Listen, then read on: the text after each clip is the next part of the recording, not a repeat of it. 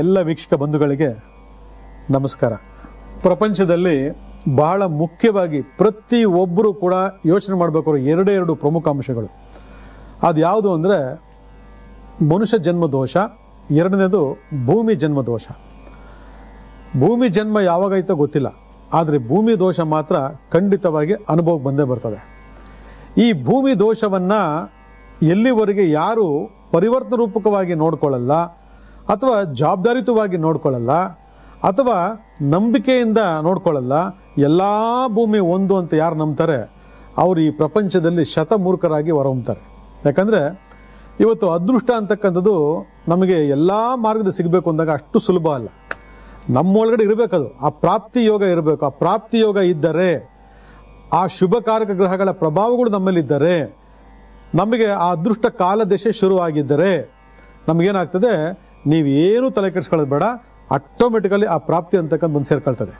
ಅದು ಧನಾತ್ಮಕವಾಗಿರ್ತದೆ. ಆದರೆ ಎಲ್ಲೋ ಒಂದು ಕಡೆ ವ್ಯತ್ಯಾಸ ಆಯಿತು ಅಂದ್ಕೊಳ್ಳಿ. ಯಾವ ಥರ ವ್ಯತ್ಯಾಸ? ನಮ್ಮ ಒಳಗಡೆ ಕೆಲವು ಕೊರತೆಗಳಿದ್ದಾವೆ, ಕೆಲವು ಜನ್ಮ ದೋಷಗಳಿದ್ದಾವೆ.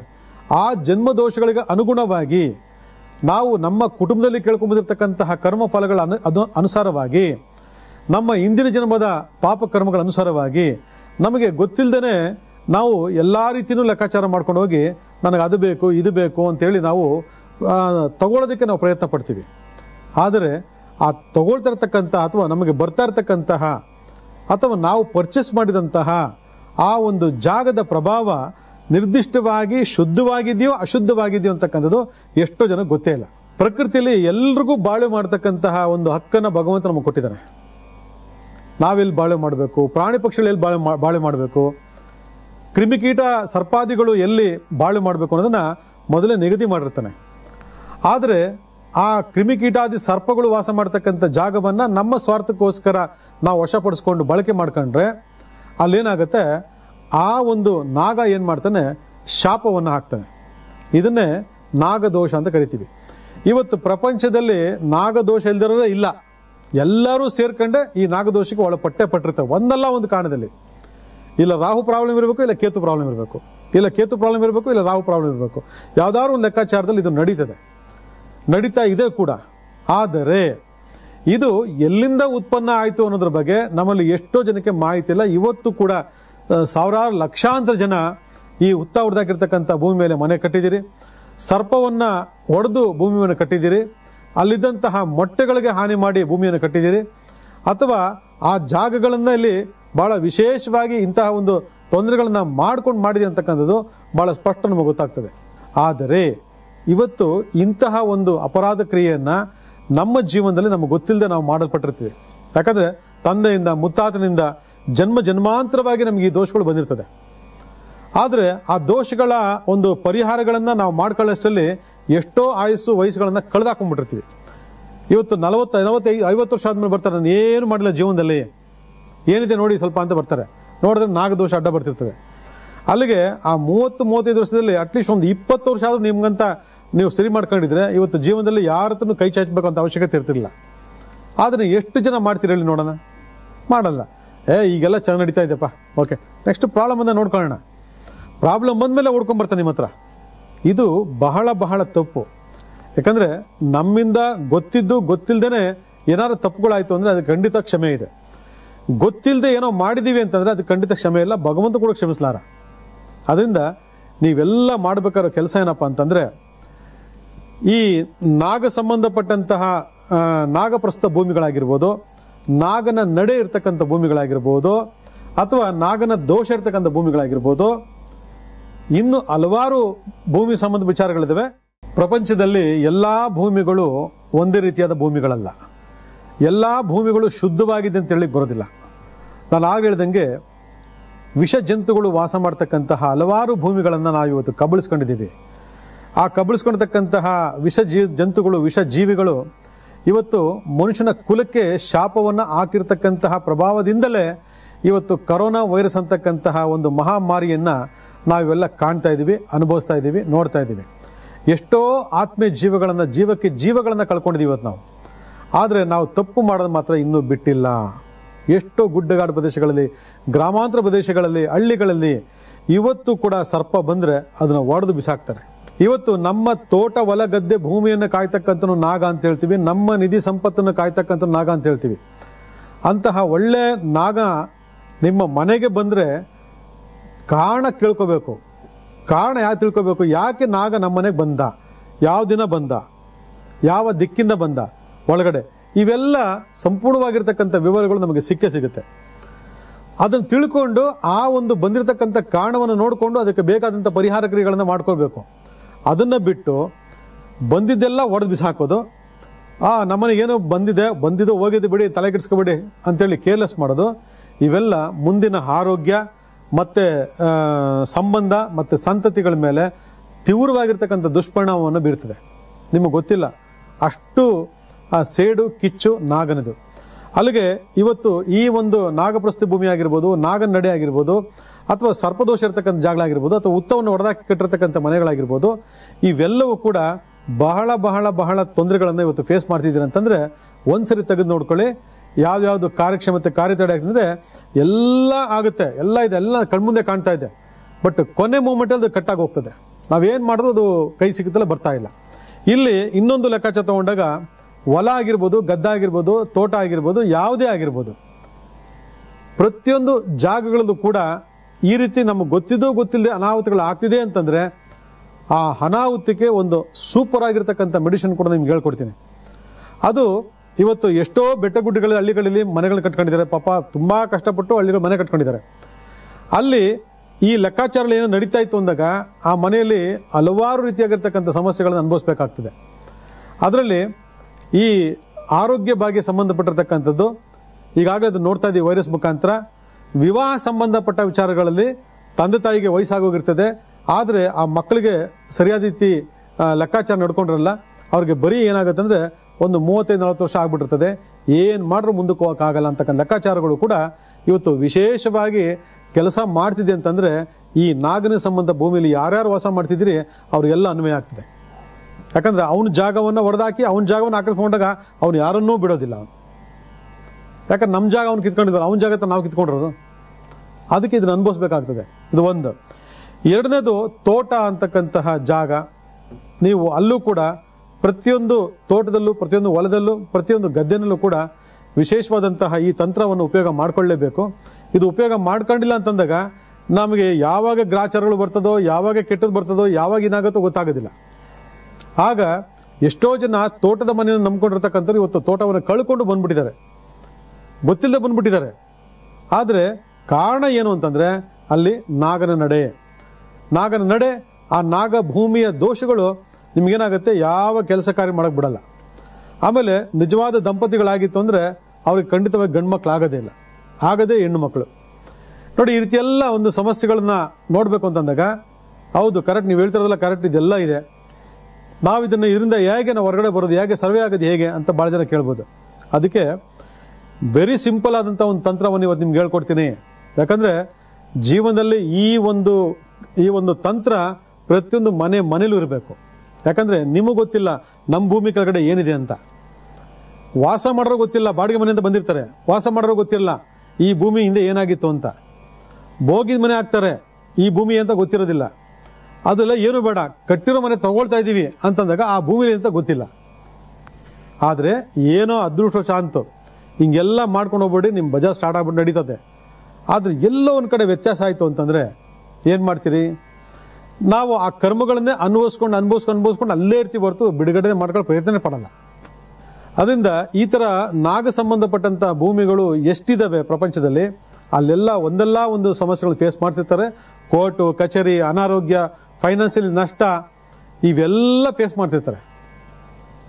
ಅದಕ್ಕೆ ಇದೆಂಥದ್ದೇ ಇಂಥ ಒಂದು ಪರಿಹಾರಗಳು ತಗೊಂಡಾಗ ನಾವು ಮಾಡಬೇಕಾದ ಕೆಲಸ ಏನಪ್ಪ ಅಂತಂದರೆ ಭಾಳ ವಿಶೇಷವಾದಂಥ ಒಂದು ತಂತ್ರವನ್ನು ತೋರಿಸ್ತೀನಿ, ಅದನ್ನು ನೋಡ್ಕೊಳ್ಳಿ.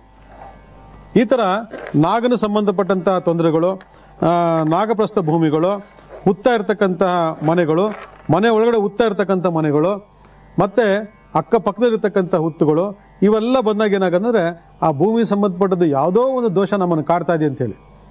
ಯಾಕಂದ್ರೆ ನಾವು ಅಲ್ಲೋಗಿ ಪಾಯ ತೆಗೆದಿರ್ತೀವಲ್ಲ, ಅಲ್ಲಿ ಸಿಗಾಕೊಂಡಿರ್ತಾನೆ. ಅಲ್ಲೋಗಿ ಮನೆ ಕಟ್ತೀವಲ್ವಾ, ಅಲ್ಲೋಗಿ ಅದರ ಒಂದು ಛಾಯೆ ನಮಗೆ ಕಾಣಿಸ್ತದೆ. ಆಗ ಒಂದ್ಸರಿ ಅದರ ದೃಷ್ಟಿ ಬಿತ್ತು ಅಂದರೆ ನಾವು ಏನು ಮಾಡೋದು ಮೇಲೆ ಬರೋಕ್ಕಾಗಲ್ಲ. ಇಂಥವ್ರು ಎಲ್ಲ ಏನೇ ಸಮಸ್ಯೆ ಅನುಭವಿಸಲಿ ಇಂಥವ್ರೆಲ್ಲರೂ ಕೂಡ ಇದರಿಂದ ಹೊರಗಡೆ ಬರಬೇಕು ಅಂತಂದಾಗ ಭಾಳ ಸುಲಭವಾದಂಥ ಸರಳವಾದಂಥ ಅದ್ಭುತವಾಗಿರ್ತಕ್ಕಂಥ ತಾಂತ್ರಿಕ ಪ್ರಯೋಗವನ್ನು ಹೇಳ್ಕೊಡ್ತೀನಿ. ಅದರಲ್ಲಿ ಭಾಳ ಮುಖ್ಯ ಬಳಕೆ ಆಗ್ತಕ್ಕಂಥದ್ದು ಮೊದಲನೇದಾಗಿ ನಿಮಗೆಲ್ಲ ಇಲ್ಲಿ ತೋರಿಸ್ತಾ ಇದ್ದೀನಿ. ಇದನ್ನೇನು ಹೇಳ್ತಾರೆ ಅಂತಂದರೆ ಗರುಡ ಮೂಗು ಅಂತ ಕರೀತಾರೆ. ಗರುಡ ಮೂಗು, ಗರುಡ ಶಿಖಿ ಅಂತ ಕರೀತಾರೆ. ಈ ಗರುಡ ಮೂಗು ಅಂತಕ್ಕಂಥದ್ದು ಗರುಡನ ಕೊಂಬನ್ನೇ ಹೋಲುವಂಥ ಒಂದು ಇದಾಗಿರ್ತದೆ. ಇದು ಭಾಳ ದುರ್ಲಭ, ಸಿಗ್ತಕ್ಕಂಥದ್ದು ಭಾಳ ದುರ್ಲಭ. ಎಷ್ಟೋ ಕಡೆ ಇದೆ ಸಿಗುತ್ತೆ ಅಂತ ಹೇಳ್ತಾರೆ. ಆದರೆ ಇದರೊಳಗಡೆ ಒರಿಜಿನಾಲಿಟಿ ಏನಿದೆ ನೋಡಬೇಕು. ಒಂದು ವಸ್ತುವಿಗೆ ಡಿಮ್ಯಾಂಡ್ ಬಂದ ತಕ್ಷಣ ಅದನ್ನು ಡೂಪ್ಲಿಕೇಟ್ ಮಾರ್ಕೆಟ್ಗೆ ಬಿಡ್ತಾರೆ. ಆದರೆ ಇದು ಆಗಲ್ಲ, ಅಷ್ಟು ಈಸಿಯಾಗಿ ದಕ್ಕುವಂಥದ್ದಲ್ಲ. ಇದನ್ನು ಬಹಳ ಕಾಡು ಮೇಡು ನೋಡಿ ಹುಡುಕಿ ತೊಗೊಂಡ್ಬರ್ಬೇಕು. ಆದರೆ ಇದು ಏನಾಗುತ್ತೆ, ಇದರಿಂದ ಯಾವ ರೀತಿಯಾದಂಥ ಪ್ರಯೋಜನಗಳಾಗ್ತವೆ, ಆ ಪ್ರಯೋಜನಗಳನ್ನು ಯಾವ ರೀತಿ ಬಳಕೆ ಮಾಡ್ಕೋಬೇಕು ನಿಮಗೆಲ್ಲ ಹೇಳ್ಕೊಡ್ತೀನಿ. ನೀವು ಮೊದಲದಾಗಿ ಮಾಡ್ಬೇಕಾದ್ರೆ ಏನಪ್ಪ ಅಂದರೆ, ಈ ಥರ ಯಾವುದಾದ್ರು ಒಂದು ಗರುಡ ಮುಖವನ್ನು ತಗೊಳ್ಳಿ.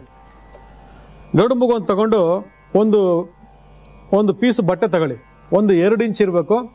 ನಿಮ್ಮ ಮನೆಯ ಮುಖ್ಯ ವಾಸ್ಕಾಲು ಎಷ್ಟು ಅಡಿ ಅಗಲ ಇದೆ, ಉದ್ದ ಅಲ್ಲ, ಅಗಲ ಎಷ್ಟಿದೆ, ಆ ಅಗಲಕ್ಕೆ ಸಂಬಂಧಪಟ್ಟಂಥ ಒಂದು ಅಳತೆ ಬಟ್ಟೆ ತಗೊಳ್ಳಿ. ತಗೊಂಡು ನೀವೇನು ಮಾಡಬೇಕು, ಮನೆ ನಂಬರ್ ನೋಡ್ಕೋಬೇಕು. ಮನೆ ನಂಬರ್ ಎಷ್ಟಿದೆ, ವಿಶೇಷವಾಗಿ ಒಂದು ಮನೆ ನಂಬರ್, ಎಕ್ಸಾಂಪಲ್ 21 ಮನೆ ನಂಬರ್ ಅನ್ಕೊಳ್ಳಿ, ಇಲ್ಲ 17 ಮನೆ ನಂಬರ್ ಅನ್ಕೊಳ್ಳಿ, ಇಲ್ಲ 25 ಮನೆ ನಂಬರ್ ಅನ್ಕೊಳ್ಳಿ, ಇಲ್ಲ 51 ಮನೆ ನಂಬರ್ ಅನ್ಕೊಳ್ಳಿ. ಈ ಲೆಕ್ಕಾಚಾರ ಬರಬೇಕಿದು. ಇವರೆಲ್ಲರೂ ಕೂಡ ಏನು ಮಾಡಬೇಕು ಅಂದರೆ, ಆ ಒಂದು ಬಟ್ಟೆ ಪೀಸ್ನಲ್ಲಿ ಕೆಳಮುಖವಾಗಿ, ಅಂದರೆ ಗರುಡ ಮುಖ ಕೆಳಮುಖವಾಗಿ ಸರಿಯಾಗಿ 11 ಗರುಡ ಮುಖವನ್ನು ಆ ಬಟ್ಟೆಗೆ ಹೊಲಿಬೇಕು. ಎಷ್ಟು? 11 ಗರುಡ ಮುಖವನ್ನು ಆ ಬಟ್ಟೆಗೆ ಈ ರೀತಿ ಹೊಲಿಬೇಕು. ಹೊಲ್ದಾಗ ಏನಾಗುತ್ತೆ, ತೋರಣ ರೀತಿ ರೆಡಿ ಆಗುತ್ತೆ. ಈ ತೋರಣವನ್ನು ನಾವೆಲ್ಲಿ ಮಾಡಬೇಕು, ಮನೆಯ ಮುಖ್ಯ ದ್ವಾರಕ್ಕೆ ಕಟ್ಟಬೇಕು. ನಾವಿವಾಗ ಇದು ಎಲ್ಲ ಮಾವನೆಲ್ಲ ಕಟ್ತೀವಿ ನಾವು ಹಬ್ಬ ಹರಿದಿನಗಳಲ್ಲಿ. ಅದು ಒಂದಿನ ಕಟ್ಬಿಟ್ರೆ ಮುಗಿದ ಕತೆ, ಅದು ಇನ್ನು ಅಡ್ರೆಸ್ಗೆ ಇಲ್ಲ ಮಾವನೆಲೆ. ಆದರೆ ಇದು ನೀವು ಒಂದು ಸರಿ ಲೆಕ್ಕಾಚಾರ ಪ್ರಕಾರ ಕಟ್ಕೊಂಡಾಗ ಇದು ಹಲವಾರು ವರ್ಷಗಳ ಕಾಲ ನಿಮ್ಮ ಕೆಲಸ ಮಾಡ್ತದೆ. ಯಾಕಂದರೆ ಅಷ್ಟು ಅದ್ಭುತವಾದಂಥ ಪವರ್ಫುಲ್ ಆದಂತಹ ಗರುಡ ಮುಖ ಇದು. ಇದನ್ನು ನಾವು ಬಳಸ್ಕೊಳ್ತಕ್ಕಂಥ ವಿಧಾನದಲ್ಲಿ ಮೊದಲನೇ ಭಾಗದಲ್ಲಿ ಹೇಳ್ತಕ್ಕಂಥದ್ದು ತೋರಣ ಆಯಿತು. ಈ ತೋರಣ ಒಂದು ಸಾಕ ಅಂತಂದರೆ, ಎಸ್ ಎಕ್ಸಾಕ್ಟ್ಲಿ, ತೋರಣ ಒಂದು ಸಾಕು. ಈ ತೋರಣ ಆದಮೇಲೆ ಬೇರೆ ಯಾವ್ಯಾವ ರೀತಿ ಇದು ಉಪಯೋಗ ಮಾಡ್ಕೋಬೋದು, ಎಲ್ಲರಿಗೂ ಭಾಳ ಸುಲಭವಾಗಿ ಸರಳವಾಗಿ ಸಿಗ್ತಕ್ಕಂತಹ ಒಂದು ಅದ್ಭುತ ವಸ್ತು ಈ ಒಂದು ಗರುಡ ಮೂಗು. ಗರುಡ ಮೂಗು ಭಾಳ ವಿಶೇಷವಾದಂಥ ಶಕ್ತಿಯುತವಾದಂತಹ ಸರ್ಪದೋಷಗಳ ನಿವಾರಣೆ ಮಾಡ್ತಕ್ಕಂತಹ ಮಹಾನ್ ಅಸ್ತ್ರ. ಗರುಡನಿಗೂ ನಾಗನಿಗೂ ಆಗಬರೋದಿಲ್ಲ ವೈರತ್ವ. ಅಲ್ಲಿಗೆ ನಾಗನಿಗೆ ಸಂಬಂಧಪಟ್ಟಂತಹ ಎಲ್ಲ ದೋಷಗಳು ಕೂಡ ವಿಶೇಷವಾಗಿ ಗರುಡನ ಒಂದು ಈ ವಸ್ತುವಿನಿಂದ ನಿವಾರಣೆ ಆಗುತ್ತಂದ್ರೆ ಯಾಕೆ ನಾವು ಬಳಸ್ಕೋಬಾರ್ದು ಹೇಳಿ ನೋಡೋಣ. ಇಲ್ಲಿ ಇನ್ನೊಂದು ವಿಚಾರ ಅನ್ನೋದಂದರೆ, ಬರೀ ಇದೊಂದಕ್ಕೆ ಮಾತ್ರನಾ ಅಂತಂದರೆ ಇಲ್ಲ, ಇನ್ನೂ 2-3 ಐಟಮ್ಗಳಿದ್ದಾವೆ. ಆ ಐಟಮ್ಗಳಲ್ಲಿ ಭಾಳ ವಿಶೇಷವಾಗಿ ಯಾರಿಗೆ ಶತ್ರು ಪೀಡೆಗಳು, ಶತ್ರು ಕಾಟಗಳು, ವಾಮಾಚಾರ ಬಾಧೆಗಳು, ಜಲಸ್ಸು, ಹೊಟ್ಟೆ ಉರಿ, ದೃಷ್ಟಿದೋಷ, ಅಯ್ಯೋಯ್ಯೋ ಇವನು ಬದುಕ್ಬಿಡ್ತಾ ಇದ್ದಾನಲ್ಲ, ಅಯ್ಯೋಯ್ಯೋ ಇವನು ಮೊದಲು ಫುಟ್ಬಾತಲ್ಲಿದ್ದ, ಈಗ ನೋಡಿದ್ರೆ ಎಷ್ಟು ಮಟ್ಟಿ ಬೆಳಿತಾನೆ ಅಂತೇಳಿ ಕಣ್ಣಾಗ್ತಕ್ಕಂಥ ಹಲವಾರು ವಿಕೃತ ಮನಸ್ಸಿನ ಹಲವಾರು ಜನಗಳ ಒಂದು ದೃಷ್ಟಿ ದೋಷಗಳು ಕೂಡ ಭಾಳ ವಿಶೇಷವಾಗಿ ಪ್ರತಿಯೊಬ್ಬ ಮನುಷ್ಯನು ಕೂಡ ಕಾಡ್ತಕ್ಕಂಥದ್ದು. ಅಲ್ಲಿಗೆ ಆ ಲೆಕ್ಕಾಚಾರ ತಗೊಂಡಾಗ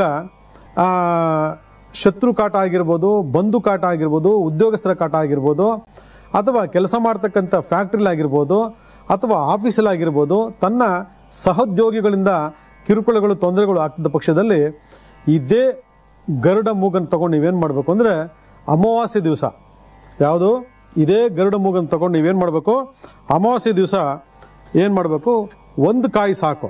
ಇದು ಒಂದೊಂದು ನಂಬರ್ಗೆ ಒಂದೊಂದು ಕಾಯಿ ಅಂತಿದೆ. ಅದರಲ್ಲಿ ಈ ಗರುಡ ಮೂಗು ಕಾಯಿ ಯಾವಾಗಲೂ ಕೂಡ ಕೆಳಮಟ್ಟದ ಇರಬೇಕು. ಈ ರೀತಿ ಕೆಳಮುಖವಾಗಿರ್ತಕ್ಕಂತಹ ಈ ಒಂದು ಏನು ಹೇಳ್ತೀವಿ ಗರುಡ ಮೂಗು ಭಾಳ ವಿಶೇಷವಾಗಿ ನಿಮಗೆ ತಾಂತ್ರಿಕ ಕೆಲಸ ಮಾಡ್ತದೆ. ಇದನ್ನು ಬೇರೆ ಬೇರೆ ಉಪಯೋಗದಲ್ಲೂ ಕೂಡ ನಾವು ಮಾಡ್ಕೋಬೋದು. ಯಾಕಂದರೆ ಒಂದಕ್ಕೆ ಮೀಸಲಾಗಿದೆ ಅಂತೇಳಿ ಭಾಳ ಜನ ಅನ್ಕೊಂತೀರಿ, ಇದಿಲ್ಲ. ಇದನ್ನು ಅಮಾವಾಸ್ಯೆ ದಿವಸ ನೀವೇನು ಮಾಡಬೇಕು, ಅದಕ್ಕೆ ಅರಿಶಿನ, ಕುಂಕುಮ, ಉಬ್ಬುತ್ತಿ ಎಲ್ಲ ಇಟ್ಟು ಪೂಜೆ ಮಾಡಿ ಭಯಭಕ್ತಿಯಿಂದ ಒಂದು ಪ್ಲಾಸ್ಟಿಕ್ ಕವರ್ನಲ್ಲಿ ಅದನ್ನ ಇಟ್ಕೊಂಡು ಯಾವಾಗಲೂ ಜೇಬಲ್ಲಿ ಇಟ್ಕೋಬೇಕು. ಜೇಬಲ್ಲಿ ಇಟ್ಕೊಂಡ್ರೆ ನಿಮ್ಮ ಮೇಲೆ ಏನಾದರೂ ಪ್ರಯೋಗಗಳು ಆಗಿತ್ತು ಅಂತಂದಾಗ ನಿಮಗೆ ಆ ಪ್ರಯೋಗ ತಟ್ಟೋದಿಲ್ಲ. ನೀವು ಏನಾದರೂ ಒಂದಷ್ಟು ವ್ಯತ್ಯಾಸಗಳು ಮಾಡ್ಕೊಂಡಿದ್ದೀರಿ, ಹೊರಗಡೆ ಹೋಗ್ತಾ ಇದ್ದೀರಿ, ನಮಗೊಂದು ಸೆಲ್ಫ್ ಪ್ರೊಟೆಕ್ಷನ್ ಬೇಕು ಅಂತಂದರೆ ಈ ಗರುಡ ಮೂಗು ನಿಮಗೆ ಅದ್ಭುತವಾದಂಥ ಫಲಿತಾಂಶವನ್ನು ಕೊಡ್ತದೆ. ಯಾರೇನು ಟಚ್ ಮಾಡೋಕ್ಕಾಗಲ್ಲ. ಇನ್ ಕೇಸ್ ನಿಮ್ಮ ಮೇಲೆ ಜಗಳಕ್ಕೆ ಬಂದರು, ಹೊಡೆದಾಟಕ್ಕೆ ಬಂದರು, ಏನೇ ಬಂದರೂ ಕೂಡ ಅವ್ರನ್ನ ನೋಡ್ತಿದ್ದಂಗೆ ಚೇಂಜ್ ಆಗುತ್ತೆ ಅವ್ನ ಮೈಂಡ್. ಇಲ್ಲಪ್ಪ ಬೇಡ ಬಿಡು, ನಾ ಇಲ್ಲಿಂದ ಹೊಡಿಬೇಕು ಅಂತ ಬಂದೆ, ಇಲ್ಲೇನೋ ಅವ್ನು ನೋಡಿದ್ರೆ ಹೊಡಿಬೇಕು ಅಂತ ಅನ್ಸಲ್ಲ, ಬಿಟ್ಬಿಡು, ಹೋಗಿ ಹಾಳಾಗೋಗ್ಲಿ ಅಂತೇಳಿ ಬರ್ತಕ್ಕಂಥ ಎಷ್ಟೋ ಮನಸ್ಥಿತಿಗಳು ಇದನ್ನು ಧಾರಣೆ ಮಾಡೋದ್ರ ಮುಖಾಂತರ ಆಗ್ತದೆ. ಅದಕ್ಕೆ ಅದೇನು ಮಾಡಬೇಕು, ಒಂದು ಬೆಳ್ಳಿ ಕವಚದಲ್ಲಿ ಅಥವಾ ಚಿನ್ನದ ಕವಚದಲ್ಲಿ ಅಥವಾ ತಾಮ್ರದ ಕವಚದಲ್ಲಿ ಏನು ಮಾಡಬೇಕು, ಆ ಒಂದು ಏನು ಗರುಡ ಮೂಗಿದೆ ಆ ಗರುಡ ಮೂಗಿಗೆ ಒಂದು ಕವಚವನ್ನು ಮಾಡಿಸಿ ನೀವು ಈ ಒಂದು ಚೈನ್ ಹಾಕಿ ಯಾವಾಗಲೂ ಇಲ್ಲಿ ತಗಲಾಕೊಳ್ಬೇಕು. ಯಾವಾಗಲೂ ಇದು ಕತ್ತಲಿರಬೇಕು. ನೋಡಿ, ಒಂದೇ ಒಂದು ನರದೃಷ್ಟಿ, ಒಂದೇ ಒಂದು ವಾಮಾಚಾರ, ಒಂದೇ ಒಂದು ಕೆಟ್ಟ ಶಕ್ತಿ ನಿಮ್ಮ ಮನೊಳಗಡೆ ಸುಳಿಯೋದಿಲ್ಲ. ಅಂತಹ ಅದ್ಭುತವಾದಂಥ ಒಂದು ಲೆಕ್ಕಾಚಾರ ಈ ಗರುಡ ಮೂಗುದು. ಇದು ಒಂದಾಯಿತು. ಇದು ನಾಗದೋಷಕ್ಕೆ ಉಪಯೋಗ ಆದಂಗಾಯಿತು, ಶತ್ರುದೋಷಕ್ಕೆ ಉಪಯೋಗ ಆದಂಗಾಯಿತು. ಇನ್ನು ಮೂರನೇದು ಯಾವುದಪ್ಪ ಅಂತಂದರೆ, ಭಾಳ ವಿಶೇಷವಾಗಿ ಒಂದು ತಾಮ್ರ ಚೆಂಬನ್ನು ತಗೊಳ್ಳಿ. ತಾಮ್ರ ಚೆಂಬು ತಗೊಳ್ಳಿ. ಈ ತಾಮ್ರ ಚೆಂಬಿಗೆ ನೀವೇನು ಮಾಡಬೇಕು, ಗರುಡ ಮುಖವನ್ನು ಹಾಕಬೇಕು. ಈ ಗರುಡ ಮುಖವನ್ನು ಹಾಕಬೇಕು ಅಂತಂದಾಗ ನೀವೆಲ್ಲ ಭಾಳ ಕೇರ್ಫುಲ್ಲಾಗಿ ನೋಡ್ಕೋಬೇಕು. ಏನಪ್ಪ ಅಂದರೆ, ಯಾರ್ಯಾರು 1, 10, 19, 28 ಈ ತಾರೀಕಲ್ಲಿ ಯಾರ್ಯಾರು ಜನಿಸಿದ್ದೀರಾ ಅವರು 21 ಗರುಡ ಮುಖವನ್ನು ಹಾಕಬೇಕು. 21 ಗರುಡ ಮುಖವನ್ನು ಹಾಕಬೇಕು. ಹಾಗೆ ಯಾರ್ಯಾರು 2, 11, 20, 29 ಈ ತಾರೀಕಲ್ಲಿ ಯಾರು ಜನಿಸಿದ್ದೀರಾ ಇವರೆಲ್ಲರೂ ಕೂಡ ಭಾಳ ವಿಶೇಷ ಏನು ಮಾಡಬೇಕು ಅಂದರೆ 11 ಈ ಗರುಡ ಮೂಗನ್ನು ಹಾಕೊಳ್ಬೇಕು. ಯಾವುದರಲ್ಲಿ? ಈ ತಾಮ್ರದಲ್ಲಿ. ಅದೇ ಥರ 3, 12, 21, 30 ಈ ತಾರೀಕಲ್ಲಿ ಯಾರು ಹುಟ್ಟಿದ್ದೀರಾ ಅವರೆಲ್ಲರೂ ಕೂಡ 21 ಬರೋ ರೀತಿ ಅಥವಾ 18 ಬರೋ ರೀತಿ ಈ ಗರುಡ ಮುಖವನ್ನು ಆ ತಾಮ್ರದ ಒಂದು ಪಾತ್ರೆಯಲ್ಲಿ ಹಾಕೋಬೇಕು. ಈ ರೀತಿ 1 ರಿಂದ 9 ಸಂಖ್ಯೆ ತನಕ ಭಾಳ ಪ್ರಭಾವಶಾಲಿಯ ಕೆಲಸ ಮಾಡ್ತಕ್ಕಂತಹ ಈ ಒಂದು ಲೆಕ್ಕಾಚಾರಗಳು ನಿರ್ದಿಷ್ಟವಾದಂಥ ಫಲವನ್ನು ಕೊಡ್ತವೆ ಅಂತಂದರೆ ನೀವು ಇದನ್ನು ಯಾಕೆ ಮಾಡ್ಕೋಬಾರ್ದು? ನೀವು ಮಾಡ್ಕೋಬೇಕು ಅಂತಂದಾಗ ಇಮ್ಮಿಡಿಯೇಟಾಗಿ ನೀವೇನು ಮಾಡಬೇಕು, ಈ ತಾಮ್ರದ ಚೊಂಬಿಗೆ ನೀವು ಎಲ್ಲ ವಸ್ತುಗಳನ್ನು ಹಾಕಿ ಇದ್ರ ಜೊತೆಗೆ ಕೆಲವೊಂದು ವಸ್ತುಗಳನ್ನ ಮಿಕ್ಸ್ ಮಾಡಬೇಕು. ಅದು ಯಾವುದು ಅಂತಂದರೆ ವಿಶೇಷವಾಗಿ ಮಲ್ಲಿಗೆ, ಆಗ್ತಾನೆ ಅರಳಿತಕ್ಕಂಥ ಮಲ್ಲಿಗೆ ಒಂದು 5-6 ದಳಗಳನ್ನು ಇದರೊಳಗಡೆ ಹಾಕಬೇಕು. ಅಥವಾ ಒಂದು ಅರ್ಧ ಹೂವು ತಂದು ಹಾಕ್ಕೊಂಡು ಹಾಕೋದು ತೊಂದರೆ ಏನಿಲ್ಲ, ಇದನ್ನ ಹಾಕೋಬೇಕು. ಅದಾದಮೇಲೆ ಪಚ್ಚಕರ್ಪೂರ, ಏಲಕ್ಕಿ ಮತ್ತು ಜವಾದು ಇದಿಷ್ಟು 4 ಮಿಕ್ಸ್ ಮಾಡಿ ಇದರೊಳಗಡೆ ಹಾಕಬೇಕು. ಆಮೇಲೆ ಭಾಳ ವಿಶೇಷವಾಗಿ ಇನ್ನೊಂದೇನಪ್ಪ ಅಂದರೆ ಅಕ್ಷತೆ ಕಾಳು ಏನಾದರೂ ಹಾಕ್ತೀನಿ ಅಂತಂದಾಗ ನಾವು ಇಂದಿನ ಭಾಗದಲ್ಲೇ ನಾವು ಹೇಳಿದ್ದೀವಿ, ಅಕ್ಷತೆ ಕಾಳನ್ನು ಹಾಕಬೇಕು ಅಂತಂದರೆ ನೀವೇನು ಮಾಡಬೇಕು, ತುಪ್ಪವನ್ನು ಬೆರೆಸಿರಬೇಕು. ತುಪ್ಪದ ಅಕ್ಷತೆ ಕಾಳು ಅದನ್ನು ಬೆರೆಸಿ ಇದ್ರ ಮೇಲೆ ನೀವು ಏನು ಮಾಡಬೇಕು, ಬಾಯಿಗೆ ಬಟ್ಟೆನ ಕಟ್ಟಬೇಕಾಗ್ತದೆ. ಅದು ಆಮೇಲೆ ಹೇಳ್ಕೊಡ್ತೀನಿ. ಈಗ ಇದನ್ನೆಲ್ಲ ಮಾಡ್ಕೊಂಡಾದ್ಮೇಲೆ ಅಂದರೆ ಈ 4 ತಾಂತ್ರಿಕ ವಸ್ತುಗಳನ್ನ ಹಾಕಿದ್ಮೇಲೆ ಏನಾಯ್ತು, ಪವರ್ ಜಾಸ್ತಿ ಬಂತು. ಪವರ್ ಜಾಸ್ತಿ ಬಂದಮೇಲೆ ಇದನ್ನೇನು ಮಾಡಬೇಕು, ತಗೊಂಡೋಗಿ ಈಶಾನ್ಯ ಭಾಗ ಅಥವಾ ನಿಮ್ಮ ಕ್ಯಾಶ್ ಬಾಕ್ಸ್ ಬೀರ್ನಲ್ಲಿ ತಗೊಂಡೋಗಿ ಹಿಂಗೆ ಇಡಬೇಕು. ಇಟ್ಬಿಟ್ಟು ದಿನನಿತ್ಯ ನೀವು ಅದನ್ನು ಪೂಜೆ ಮಾಡಬೇಕು. ಏನಾಗುತ್ತೆ ಇದರಿಂದ ನೋಡಿ, ಶತ್ರುನಾಶಕ್ಕೂ ಆಗುತ್ತೆ, ನಾಗದೋಷ ಭೂಮಿಗೂ ಆಗ್ತದೆ, ಧನ ಆಕರ್ಷಣೆಗೂ ಆಗ್ತದೆ. ಗರುಡ ಧನಾಕರ್ಷಣೆ ಕೂಡ ಸರ್ವಶ್ರೇಷ್ಠವಾದಂಥ ಒಂದು ವಸ್ತು. ಆದರೆ ಎಷ್ಟೋ ಜನಕ್ಕೆ ಇದ್ರ ಬಗ್ಗೆ ಗೊತ್ತಿಲ್ಲ. ಅದರಿಂದ ಈ ರೀತಿ 3 ಪ್ರಯೋಗಗಳನ್ನು ನೀವು ಮಾಡ್ಕೊಂಡ್ರೆ ಖಂಡಿತವಾಗಿ ಯಾವುದಾದ್ರು ಒಂದು ಎಕ್ಸ್ಪೆಕ್ಟೇಷನ್ಸ್, ಇಂಥವ್ರು ಹಿಂಗೆ ಆಗಬೇಕಾಗಿತ್ತಪ್ಪ, ಅದು ನಮಗೆ ಮುಗೀತು, ಇವಾಗ ಆಗ್ತಾ ಇದೆ ಅಂತಕ್ಕಂಥ ಒಂದು ಮೆಂಟಾಲಿಟಿ ನಿಮ್ಗೆ ಬಂದ್ಬಿಡ್ತದೆ. ನೋಡಿ, ಇದರಿಂದ ಏನಾಗುತ್ತೆ ಅಂತಂದರೆ ಆ ಒಂದು ಬೀಜದಲ್ಲಿರ್ತಕ್ಕಂಥ, ಕಾಯಿಲಿರ್ತಕ್ಕಂತಹ, ಹಣ್ಣದಲ್ಲಿರ್ತಕ್ಕಂತಹ ಆ ನಕಾರಾತ್ಮಕ ಶಕ್ತಿ ಹೊಟ್ಟೋಗ್ತದೆ. ನಿಮ್ಗೆ ಗೊತ್ತೇ ಆಗಲ್ಲ. ನಮ್ಮ ಮಾನಸಿಕ ಸ್ವಾಸ್ಥ್ಯ ಚೆನ್ನಾಗಿತ್ತು ಅಂತಂದರೆ ಏನು ಬೇಕಾದ್ರೂ ಸಾಧನೆ ಮಾಡ್ಬೋದು. ಆದರೆ ನಮಗಿಲ್ಲಿ ಸಾಧನೆ ಮಾಡೋದಕ್ಕೆ ನಮಗೆ ಸರಿಯಾದ ರೀತಿ ಮಾರ್ಗದರ್ಶನ ಇಲ್ಲ ಅಂತಂದಾಗ ನಾವು ಮಾಡ್ಕೊಳ್ಳೋದು ಹೇಗೆ? ಇದನ್ನು ಮಾಡಿ ನೋಡಿ. ಇದನ್ನು ಮಾಡಿ ನೋಡಿದ್ರೆ ನಿಮ್ಗೆ ಖಂಡಿತವಾಗಿ ನಿಮಗೆ ಒಳ್ಳೇದಾಗ್ತದೆ. ಇದ್ರ ಜೊತೆಗೆ ಇನ್ನೊಂದೇನಪ್ಪ ಅಂತಂದರೆ, ನಾವು ಈ ತಂತ್ರ ಪ್ರಯೋಗದಲ್ಲಿ ಅಂದರೆ ಈ ಕ್ಯಾಶ್ ಬಾಕ್ಸ್ ಇರ್ತಕ್ಕಂಥ ತಂತ್ರ ಪ್ರಯೋಗದಲ್ಲಿ ನಾವು ಅದೇ ಚೊಂಬಿಗೆ ಒಂದೊಂದೇ ಕಾಯಿನ್ಗಳನ್ನ ಹಾಕ್ತಾ ಬರಬೇಕು. ಯಾವಾಗ? ದಿನನಿತ್ಯ. ನಾವು ಯಾವತ್ತು ತಂದಿಟ್ಟಿದ್ದೀವಿ ಆವತ್ತಿಂದ ನಾವೊಂದು ಸಂಕಲ್ಪ ಮಾಡ್ಕೋಬೇಕು. ಸಂಕಲ್ಪ ಮಾಡಿಕೊಂಡು ನಾನಿವತ್ತು ಏನು ಮಂಗಳವಾರ ಇದನ್ನು ತೊಗೊಂಬಂದು ಮಾಡ್ತಾ ಇದ್ದೀನಿ, ನೆಕ್ಸ್ಟ್ ಮಂಗಳವಾರದಷ್ಟು ನನ್ನ ಕೆಲಸ ಕಾರ್ಯ ಆಗಿರಬೇಕು. ಅದಕ್ಕೆ ನೀವೇನು ಮಾಡಬೇಕು, ಪ್ರಯತ್ನ ಪಡಬೇಕು. ಯಾಕಂದ್ರೆ ಮಂಗಳವಾರ ಬಂದಾಗ ಸ್ವಲ್ಪ ಹಾರ್ಡ್ ವರ್ಕ್ ಮಾಡಬೇಕಾಗತ್ತೆ. ಅದೇ ಸೋಮವಾರ ಬಂದರೆ ಅವರೇ ಕರೆದುಬಿಟ್ಟು ಅವರೇ ಕೊಟ್ಬಿಡ್ತಾರೆ. ನೋಡಿ, ಎಂಥ ಅದ್ಭುತವಾದಂಥ ಲಿಂಕಾಚಾರ ಇದೆ ಇದರಲ್ಲಿ. ಆದರೆ ನೀವು ಮಾಡಬೇಕಾದ ಕೆಲಸ ಏನಪ್ಪ ಅಂತಂದರೆ, ಭಾಳ ವಿಶೇಷವಾಗಿ ಈ ರೀತಿ ತಂತ್ರ ಪ್ರಯೋಗಗಳನ್ನು ನೀವು ಅಳವಡಿಸ್ಕೊಳ್ಳಿ. ನೀವು ಬೇರೆ ಯಾವುದೇ ತಂತ್ರ ಉಪಯೋಗ ಮಾಡ್ಕೊಂಡು ಚಿಂತೆ ಇಲ್ಲ, ಇದ್ರೂ ಕೂಡ ಪ್ರಯತ್ನ ಪಡಿ. ಈಗಿದ್ದಾಗ ನಮ್ಮ ಲೆಕ್ಕಾಚಾರಗಳು ಹೇಗೆ ಕೆಲಸ ಮಾಡ್ತವೆ ಅಂತಂದ್ರೆ, ಅಲ್ಲಿವರೆಗೂ ಆ ಮನೆಯಲ್ಲಿದ್ದಂತಹ ನಾಗಪ್ರಸ್ಥ ಭೂಮಿಯಿಂದ, ನಾಗದೋಷದ ಭೂಮಿಯಿಂದ ನಮಗೆ ಹಲವಾರು ತೊಂದರೆಗಳನ್ನು ಫೇಸ್ ಮಾಡ್ತಿದ್ವಿ. ಈಗ ತತ್ಕಾಲ ಮಟ್ಟಿಗೆ ಒಂದು ಶಮನ ಸಿಕ್ಕಿದೆ ಅಂತ ನೀವು ಅನ್ಕೊಂಡ್ಬಿಡ್ತೀರ. ಆದರೆ ಒಂದು ಅರ್ಥ ಮಾಡ್ಕೊಳ್ಳಿ, ಇವತ್ತು ಒಂದು ದೋಷ ಅಂತ ಬಂದಾಗ ಅದರ ದೋಷ ನಿವೃತ್ತಿ ವ್ಯಕ್ತಿಗತವಾಗಿ ಆಗಬೇಕು.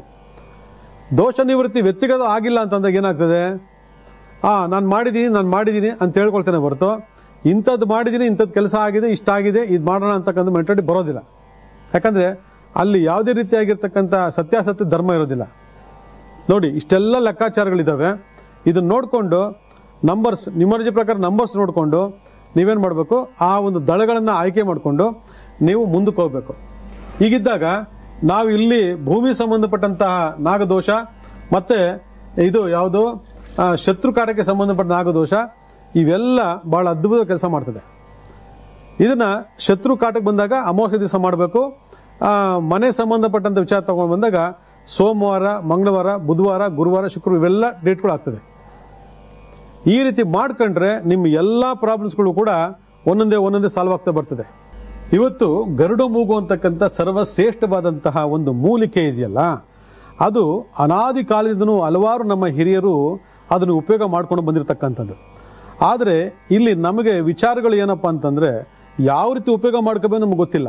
ಇವತ್ತು 3 ಭಾಗದಲ್ಲೇ ಅದನ್ನು ಯಾವ ರೀತಿ ಬಳಕೆ ಮಾಡ್ಕೋಬೇಕು ಅಂತ ಹೇಳಿದ್ವಿ. ಇನ್ನೊಂದು ವಿಚಾರ ಏನಪ್ಪ ಅಂತಂದರೆ, ಇವತ್ತು ಭಾಳಷ್ಟು ಜನಗಳಿಗೆ ಯಾವುದಾದ್ರು ಒಂದು ಕೆಲಸ ಕಾರ್ಯಕ್ಕೆ ಹೋಗ್ಬೇಕು ಅಂತಂದಾಗ ಕಾರ್ಯ ತಡೆ ಆಗ್ತಕ್ಕಂಥದ್ದು, ಕೊಟ್ಟರೆ ಹಣ ಬರೆದಿರ್ತಕ್ಕಂಥದ್ದು, ಅಥವಾ ಯಾವುದೋ ಒಂದು ಸಿಗ್ನೇಚರು ಅಥವಾ ಇನ್ಯಾವುದೋ ಒಂದು ಸರ್ಕಾರಿ ಕೆಲಸ ಅಥವಾ ಮತ್ತೊಂದು ಮಗದೊಂದು ಪ್ರೈವೇಟ್ ಕೆಲಸ ಯಾವುದೇ ಆಗಿರಲಿ, ಅದೇನಾಗುತ್ತೆ, ಡಿಲೇ ಆಗ್ತಾನೇ ಇರ್ತೈತೆ. ಅಂದರೆ ಯಾರಿಂದ ನಾವು ಕೆಲಸ ತಗೊಳ್ಬೇಕೋ ಅವರಿಗೆ ಏನಾಗುತ್ತೆ, ಆ ಮನಸ್ಥಿತಿ ಏನಂದರೆ ಇವರ ಒಂದು ನಕಾರಾತ್ಮಕ ಶಕ್ತಿ ಏನಾಗುತ್ತೆ, ಆ ಕೆಲಸವನ್ನು ಅವರಿಗೆ ಸಂತೋಷ ಮಾಡಿಕೊಡೋದಕ್ಕೆ ಬಿಡೋದೇ ಇಲ್ಲ. ಇದು ಎಷ್ಟೋ ಜನಗಳಿಗೆ ಅನುಭವ ಆಗಿರ್ತಕ್ಕಂಥ ವಿಚಾರ. ನಾನು ಹೋಗ್ತೀನಿ, ಇವತ್ತು ಬಾ ಅಂತಾನೆ, ನಾಳೆ ಬಾ ಅಂತಾರೆ, 5 ದಿನ ಬಿಟ್ಟು ಬಾ ಅಂತಾರೆ, 1 ವಾರ ಬಿಟ್ಟು ಬಾ ಅಂತಾರೆ. ನಾನು ಹೋಗಿ ಚಪ್ಪಲಿಗಳೆಲ್ಲ ಸೌದೋಗ್ಬಿಡ್ತು ಅಂತ ಹೇಳ್ತಾರೆ. ಪಾಪ ಆ ಹಿರಿಯ ವ್ಯಕ್ತಿಗಳು ತಗೊಂಡ್ರೆ, ಸ್ವಲ್ಪ ಏಜ್ ಆಗಿರೋ ವ್ಯಕ್ತಿಗಳು ತಗೊಂಡ್ರೆ ಅವ್ರು ಎಷ್ಟು ಅವರಿಗೆ ಹಿಂಸೆ ಕೊಡ್ತಾರೆ ಅಂತಂದ್ರೆ ಅಷ್ಟು ಹಿಂಸೆ ಕೊಡ್ತಾರೆ. ಸರಿಯಾಗಿ ಕಾಲ ತಕ್ಕಗೆ ಮಾಡಿಕೊಡೋದೇ ಇಲ್ಲ. ಕೆಲವು ತುಂಬ ಒಳ್ಳೆ ಅಧಿಕಾರಿಗಳಿಲ್ಲ ಅಂತ ಹೇಳ್ದೆ ನಾನು. ಒಳ್ಳೆ ಅಧಿಕಾರಿಗಳಿದ್ದಾರೆ, ಹೋಗಿದ ತಕ್ಷಣ ಕೆಲಸಗಳನ್ನ ಮಾಡಿಕೊಡ್ತಾರೆ. ಆದರೆ ಈ ಥರ ಯಾವುದೇ ಒಂದು ವಿಚಾರ ಇರಲಿ, ನೀವು ಮಾಡಬೇಕಾಗಿರೋ ಕೆಲಸ ಏನಪ್ಪ ಅಂತಂದರೆ, ಈ ಒಂದು ಗರುಡ ಮೂಗನ್ನು ನೀವೇನು ಮಾಡಬೇಕು, ಹುಣ್ಣಿಮೆ ದಿವಸ ತಗೊಂಡು ಬಂದು ಶುದ್ಧಿ ಮಾಡಬೇಕು. ಮಾರ್ಕೆಟಿಂದ ತಂದಮೇಲೆ ಅದನ್ನು ಶುದ್ಧಿ ಮಾಡಬೇಕು. ಅದರಲ್ಲಿ ಒರಿಜಿನಲ್ ಕೇಳಿ. ಇವತ್ತು ಗರುಡ ಮೂಗು ಸ್ವಲ್ಪ ದುರ್ಲಭ ಆಗಿರೋದ್ರಿಂದ ಪ್ಲಾಸ್ಟಿಕ್ ಗರುಡ ಮೂಗುಗಳು ಮಾರ್ಕೆಟಲ್ಲಿ ಚಲಾವಣೆ ಇದ್ದಾವೆ. ಒರಿಜಿನಲ್ ಗರುಡ ಮೂಗು ತೊಗೊಂಡು ಬಂದು ನೀವೇನು ಮಾಡಬೇಕು, ಹುಣ್ಣಿಮೆ ದಿವಸ ತೊಗೊಂಡು ಬನ್ನಿ. ಹುಣ್ಣಿಮೆ ತೊಗೊಂಡು ಬಂದು ಅದಕ್ಕೆ ಭಕ್ತಿಯಿಂದ ದೇವರ ಫೋಟೋ ಹೆಂಗೆ ಪೂಜೆ ಮಾಡಿ ಅದರ ಅರಶಿನ, ಕುಂಕುಮ, ವಿಭೂತಿ ಎಲ್ಲ ಇಟ್ಟು ಅದಕ್ಕೆ ಭಕ್ತಿಯಿಂದ ಪೂಜೆ ಮಾಡಿ ನೀವೇನು ಮಾಡಬೇಕು, ಒಂದು ಪ್ಲಾಸ್ಟಿಕ್ ಇದನ್ನಲ್ಲಿ ಅದನ್ನ ಒಳಗಡೆ ಹಾಕ್ಕೊಂಡು ನಿಮ್ಮ ಬರ್ತ್ ನಂಬರ್ ಸಂಬಂಧಪಟ್ಟ ಚಾರ್ಗೆ ಅದನ್ನ ಇಟ್ಕೋಬೇಕಾಗ್ತದೆ. ನೋಡಿ, ಈ ಥರ ತೋರಿಸ್ತಾ ಇದ್ದೀನಿ ನಿಮಗೆ. ಬರ್ತ್ ನಂಬರ್ 1 ಇತ್ತು ಅಂತಂದರೆ ನೀವು ವಿಶೇಷವಾಗಿ 10 ಗರುಡ ಮುಖವನ್ನು ಇಟ್ಕೋಬೇಕಾಗ್ತದೆ. ಬರ್ತ್ ನಂಬರ್ 2 ಇತ್ತು ಅಂತಂದರೆ ನೀವು 11 ಇಟ್ಕೋಬೇಕಾಗ್ತದೆ. ಬರ್ತ್ ನಂಬರ್ 3 ಇತ್ತು ಅಂತಂದರೆ 21 ಇಟ್ಕೋಬೇಕಾಗ್ತದೆ. ಬರ್ತ್ ನಂಬರ್ 4 ಇತ್ತು ಅಂತಂದರೆ ನೀವು 14 ಇಟ್ಕೋಬೇಕಾಗ್ತದೆ. ಬರ್ತ್ ನಂಬರ್ 6 ಅಂತಿದ್ರೆ 15 ಇಟ್ಕೋಬೇಕಾಗ್ತದೆ. ಈ ರೀತಿ 1ರಿಂದ ಈ 9ರ ಸಂಖ್ಯೆಯಲ್ಲಿ ಯಾವ್ಯಾವ ಗ್ರಹಗಳಿದಾವೆ ಆ ಗ್ರಹಗಳಿಗೆ ಸಂಬಂಧಪಟ್ಟಂತ ಲೆಕ್ಕಾಚಾರದಲ್ಲಿ ಆ ಬರ್ತ್ ನಂಬರ್ ಅಥವಾ ನಿಮಗೆ ಗೊತ್ತಿದ್ರೆ ಅದೃಷ್ಟ ಸಂಖ್ಯೆ, ನ್ಯೂಮರಾಲಜಿ ಪ್ರಕಾರ ಅದೃಷ್ಟ ಸಂಖ್ಯೆ ಏನು ಹೇಳ್ತೀವಿ, ಆ ಅದೃಷ್ಟ ಸಂಖ್ಯೆ ಸಂಬಂಧಪಟ್ಟಾಗೆ ನೀವು ಇದನ್ನೆಲ್ಲ ನೀವು ತಗೊಂಡು ಏನು ಮಾಡಬೇಕು, ಹುಣ್ಣಿಮೆ ದಿವಸ ಪೂಜೆನ ಮಾಡಿ ಜಸ್ಟ್ ನೀವು ನಿಮ್ಮ ಪರ್ಸು, ನಿಮ್ಮ ಬ್ಯಾಗು, ನಿಮ್ಮ ಇದರಲ್ಲಿ ಜಸ್ಟ್ ನೀವು ಇಟ್ಕೊಂಡು ಹೋಗಿ ನಿಮ್ಮ ದೇಹದ ಸುತ್ತ ಇರತಕ್ಕಂಥ ನಕಾರಾತ್ಮಕ ಶಕ್ತಿಗಳೇನಾಗ್ತದೆ ಇದರಿಂದ ಓಡಿಸಲ್ಪಡುತ್ತದೆ. ಯಾಕಂದರೆ ಒಬ್ಬ ಮನುಷ್ಯನಿಗೆ ಒಂದು ನಾವು ಸೈನ್ಸ್ ಪ್ರಕಾರ ಬೇಕು ಅಂದಾಗ ಯೋಗ ಲೆಕ್ಕಾಚಾರದಲ್ಲಿ ನಾವು ಹೇಳ್ತೀವಿ ಆರ ಅಂತಕ್ಕಂಥದ್ದು ಸರಿ ಇಲ್ಲ, ಆರ ಕೆಟ್ಟಿದೆ, ನಿಮ್ಮ ಸಪ್ತ ಚಕ್ರಗಳು ಇನ್ಬ್ಯಾಲೆನ್ಸ್ ಆಗಿದೆ. ಅವಾಗೇನಾಗುತ್ತೆ, ಸಪ್ತ ಚಕ್ರಗಳು ಇನ್ಬ್ಯಾಲೆನ್ಸ್ ಆಯಿತು ಅಂತಂದಾಗ ನಾವು ಎಲ್ಲೇ ಏನೇ ಓದು ಕೂಡ ನಮ್ಮ ಕೆಲಸ ಆಗೋದೇ ಇಲ್ಲ. ಎಲ್ಲಿ ಏನೇ ಓದ್ರು ಯಾವ ಕೆಲಸನೂ ಆಗೋದಿಲ್ಲ, ಇನ್ಬ್ಯಾಲೆನ್ಸ್ ಆಗ್ತದೆ. ಮನಸ್ಸು ಕಿರಿಕಿರಿ, ಟಾರ್ಚರು, ದಿನ ಹೋಗಿ ಬೇಜಾರಾಗಿ ಆ ಕೆಲಸನೇ ಬೇಡಪ್ಪ ಅಂತ ಬಿಟ್ಬಿಡ್ತೀವಿ. ಇಂತಹ ಎಲ್ಲ ಸಮಸ್ಯೆಗಳು ಕೂಡ ನಿರ್ವಿಘ್ನವಾಗಿ ಹೋಗಬೇಕು ಅಂತಂದರೆ ಭಾಳ ವಿಶೇಷವಾಗಿ ಈ ಗರುಡ ಮುಖವನ್ನು ಹುಣ್ಣಿಮೆ ದಿವಸ ಪೂಜೆ ಮಾಡಿ ನಿಮ್ಮ ಜೇಬಲ್ಲಿ ಭದ್ರಪಡಿಸ್ಕೊಂಡು ಹೋಗಿ ನೀವೇ ನಮಗೆ ಹೇಳ್ತೀರಾ ಯಾವ ರೀತಿ ಕೆಲಸಗಳಾಯಿತು, ಏನು ಎತ್ತ ಅಂತ ಗೊತ್ತಾಗ್ತದೆ. ನೆಕ್ಸ್ಟ್, ಪ್ರಯಾಣ ಮಾಡ್ತಿರ್ತೀರಾ.